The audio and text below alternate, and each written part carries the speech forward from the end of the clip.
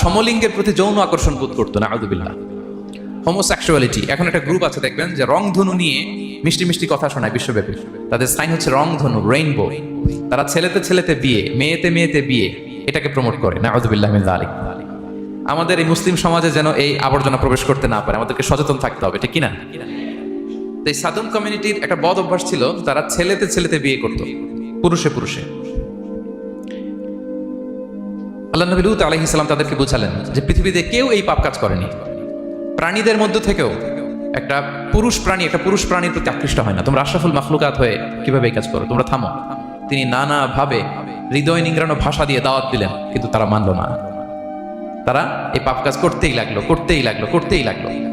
আল্লাহ তাআলা ফেরেশতা পাঠিয়েছিলেন ওনার কাছে পুরুষের আকৃতিতে। তারা এই আল্লাহর পাঠানো ফেরেশতাদের সাথে এই অপকর্ম করার প্ল্যান করেছিল। তারা মনে করেছিল সাধারণ মানুষ, আসলে এগুলো ছিল কি আল্লাহর ফেরেশতা।